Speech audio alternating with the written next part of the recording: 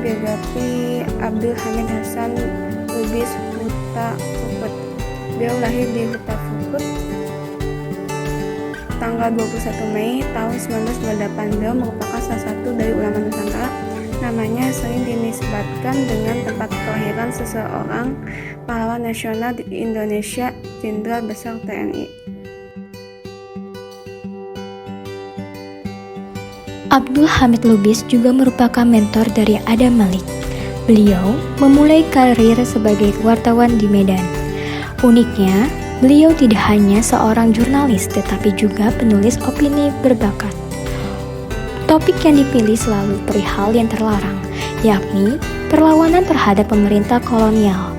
Ini yang terjadi pada pertengahan tahun 1928. Namanya kemudian menjadi terkenal tidak hanya di Medan tetapi juga di Batavia.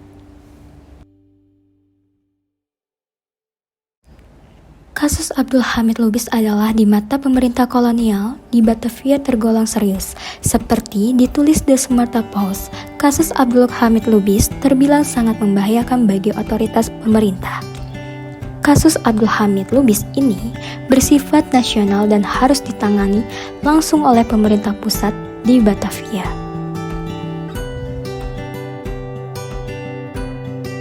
Pengertian analisis wacana menurut Abdul Hamid Hasan Lubis tahun 2015 halaman 13 adalah ilmu baru yang muncul beberapa puluh tahun belakangan ini.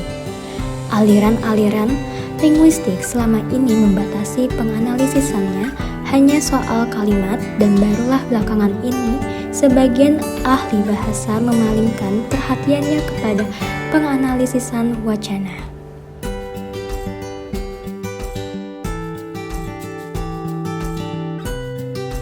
Analisis wacana pragmatik adalah penganalisisan studi bahasa dengan pertimbangan-pertimbangan konteks dan dalam analisis wacana makna kalimat.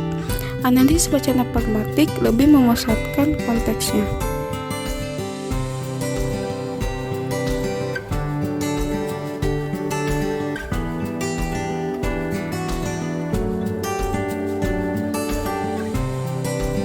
Dalam buku wacana pragmatik karya Abdul Hamid Hasan Lubis menjelaskan, pertama membahas mengenai tekstur.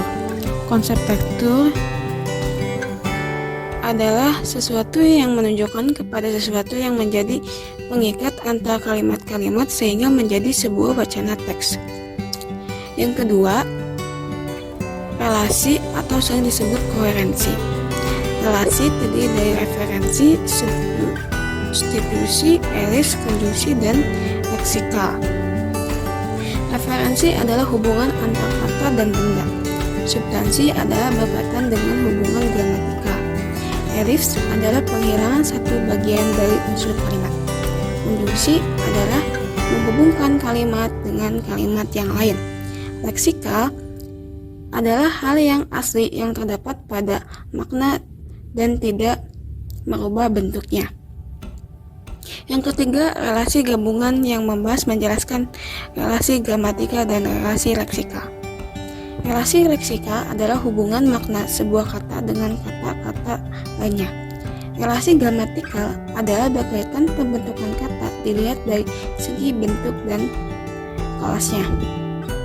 Hubungan antar kalimat adalah menjelaskan pengertian salah, benar dan hubungan, benar dan tak hubungan, salah dan berhubungan, serta salah dan tak berhubungan.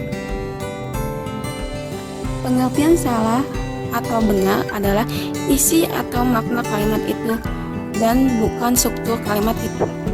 Yang kedua, benar dan berhubungan adalah keadaan dan hubungan kalimat benar.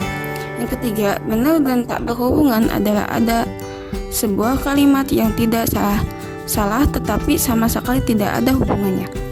Yang keempat, salah dan berhubungan adalah kalimat ini berhubungan tetapi tidak benar. Yang kelima, salah dan tak berhubungan adalah kalimat ini tidak berhubungan dan jelas tidak benar.